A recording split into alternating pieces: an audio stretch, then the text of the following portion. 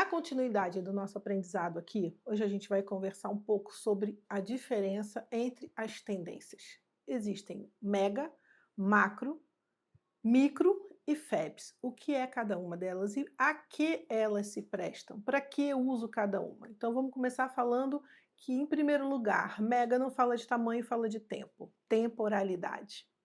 Eu não estou falando do tamanho da tendência, eu estou falando do tempo que ela perdurará. Então, quando eu falo de mega tendência, eu estou falando de políticas públicas, decisões governamentais, eu estou falando de coisas muito importantes. Hoje o mundo está vivendo algo que vai ter uma reverberação violenta, que são as modificações que o presidente está fazendo nos Estados Unidos. Isso é uma mega tendência. É algo que vai impactar o mundo inteiro numa decisão política. E aí eu venho com as macro tendências. As macro tendências falam sobre comportamento. Então vamos dar um exemplo de macro tendência muito fácil. Veganismo, diet light, dietas, vida saudável. Isso muda um comportamento ao longo de anos, ao longo de uma década, até que eu perceba isso no meu ambiente normal. Então, há 10 anos atrás, se eu fosse a um supermercado de rede, o que eu teria de alimento orgânico? Pouquíssimo. Hoje eu tenho tudo orgânico, tudo que é possível. Eu tenho zero lactose, sem glúten, diet, light, orgânico. Eu tenho várias possibilidades de uma alimentação mais saudável. Isso é uma macro tendência e ela vai durar aí entre 5 e 10 anos até se estabelecer. E aí eu venho com as micro tendências, e aí muda tudo, porque a micro tendência ela é mais curta, muito mais curta, vai ter entre 2 e 5 anos no máximo, e ela fala de produto e serviço. Então, como é que é isso, Mábio? Na pandemia, por exemplo, a gente percebeu uma mudança no comportamento das pessoas. A pandemia botou todo mundo dentro de casa. O que a gente começou a comprar? Moda Conf. Moda Conf fez o quê? Produtos de moletom. Ou aquele cansaço que foi com tie-dye. Ou o absurdo consumo de skincare, porque a gente parou de se maquiar e começou a tratar da pele, porque eu não podia sair de casa, eu vou cuidar de mim, da minha casa, reformar a minha casa. Então, uma micro tendência, ela fala de produto e serviço. E uma FAB ainda mais rápida. A FAB fala de produto e serviço no intervalo temporal de 1 a 2 anos no máximo. Que eu vou dar um exemplo aqui clássico, que todo mundo lembra, é um passado recente, que foi o filme da Barbie. Foi uma explosão mundial, foi super forte, e no entanto eu sabia que acabou o filme, acabou de passar no cinema, ninguém aguenta mais ver rosa. Isso é uma FAB. Ela tem um intervalo temporal de 1 a 2 anos. Então, quando a gente estabelece que vai trabalhar com tendência e pesquisa de tendência, tem que ter muito claro quais são as tendências que eu tenho que observar. Todas. Quais as que eu vou usar? Depende da minha marca, depende do meu público, depende de para quem eu estou oferecendo esse trabalho. Então, se eu vou fazer uma pesquisa para uma grande loja de departamento que tem que programar suas coleções com intervalos de tempo muito grande, não tem velocidade, eu vou estudar mais as macro tendências e vou adaptar as micros a essa necessidade. Mas se eu sou uma loja de fast fashion, produzo em pequena quantidade, eu tenho que observar as FABs. Depende. Tudo depende. Quando a gente fala de pesquisa de mercado, a gente fala de comportamento, consumo, análise, pesquisa e monitoramento. Mais importante ainda, que todo mundo aqui conhece os grandes birôs de pesquisa, né, onde estão os birôs de pesquisa de tendência, que são ultra conhecidos, mas você tem que acompanhar e monitorar também esses birôs de pesquisa. Quais são os birôs que você acompanha? Observe o que ele diz hoje, observa daqui a uns meses. Confirmou a trend que ele te sinalizou?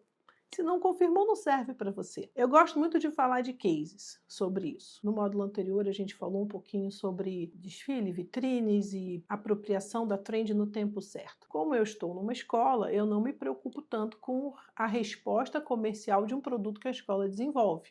Todas as vezes que a escola se propõe a desenvolver uma coleção e fazer alguma coisa, ela se propõe no contexto da inovação. Por quê? Porque o propósito da escola é desafiar os seus alunos na esfera criativa. Não importa para a escola se essas roupas serão vendidas, porque a escola não é um varejo de moda. Mas importa que a escola mostre a versatilidade e o talento dos criativos dos seus alunos, certo? Então, nós fizemos um desfile há uns 4 anos atrás, eu acredito, que o tema do nosso desfile era Zeitgeist, que é um termo alemão que fala sobre o espírito do tempo, que já era alguma coisa que era uma provocação para mim. Eu sempre digo aqui na escola que eu sou uma pessoa semidemocrática, porque eles podem fazer o que quiserem, mas o tema do desfile sou sempre eu que dou. E eu fico um tempão pensando, eu acho que a parte mais difícil de um bom desenvolvimento de coleção é definir o tema do seu desfile. Isso exige muito cuidado, muita pesquisa. um tema ruim acaba com o seu desfile. E aí eu escolhi o tema Zeitgeist, que na época foi amplamente debatido pelo meu grupo. Eu me lembro da reunião de criação com toda a equipe da escola.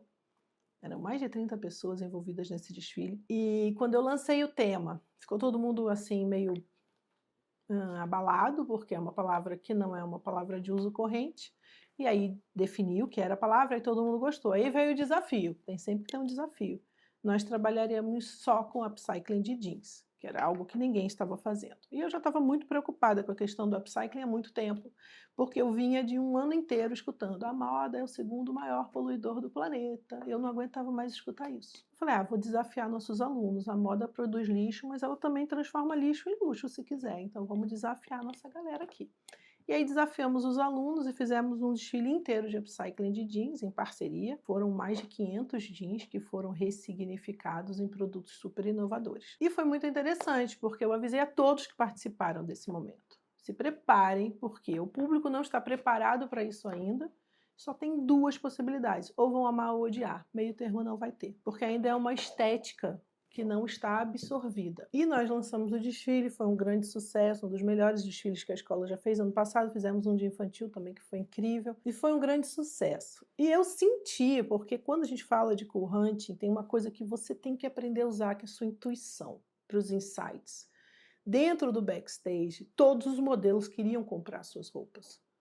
Eu falei, essa é uma coleção, teria tudo para ser um sucesso comercial imediato. Todas as roupas foram encomendadas e solicitadas e a gente não podia vender, a escola não vende, deixa para acervo. Depois que o desfile acabou, foram solicitadas N vezes para fazer mini desfile, fazer editoriais de moda. Então, isso mostra o que é um trabalho de cool hunting bem feito, quando você tem uma percepção, e o que me gerou a percepção foi o incômodo. Então, um incômodo com um texto que jogaram na internet de que a moda é o segundo maior poluidor do planeta e esqueceram trocentos outros poluidores muito poderosos. Não vou nem citar, porque são óbvios. Isso me incomodou durante um ano, e depois de um ano eu cheguei à conclusão de que eu ia falar do espírito do tempo, que a gente ia tratar dessa questão do poder da moda para o positivo ao invés do negativo. Tem outros cases que a gente pode citar de pessoas que têm uma visão excepcional em relação a comportamento. Por exemplo, a página e o grupo Porta dos Fundos, eles são excepcionais. Se você quiser saber o que está acontecendo na rua, assista a Porta dos Fundos toda semana. Eles têm uma crítica social severa, uma percepção apuradíssima. Gostando ou não gostando, o que está acontecendo está ali. Outro case que eu acho que está me instigando recentemente, é que está toda uma discussão agora, e a gente que pratica o cool hunting tem que estar aberto a qualquer discussão, até de coisas que a gente até não aprecia. Nós estamos agora vendo a polêmica do remake da novela Vale Tudo, que na década de 80 foi um sucesso estrondoso, considerada a novela das novelas. Eu não sou uma boa analista de novela, porque eu não gosto de novela, mas temos que estudar o que está acontecendo. E aí fizeram um remake, e eu fiquei refletindo, eu falei, eu vou ver um pouco da primeira para depois poder ver um pouco da segunda e ter uma conclusão sobre isso. E o que aconteceu?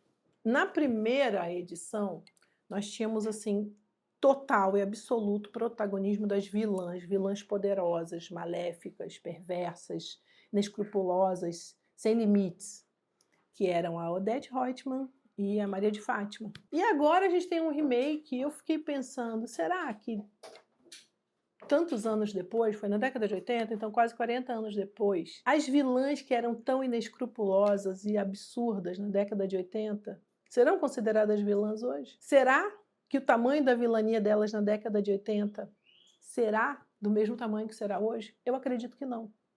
Isso, para mim, é um exercício de cool hunting.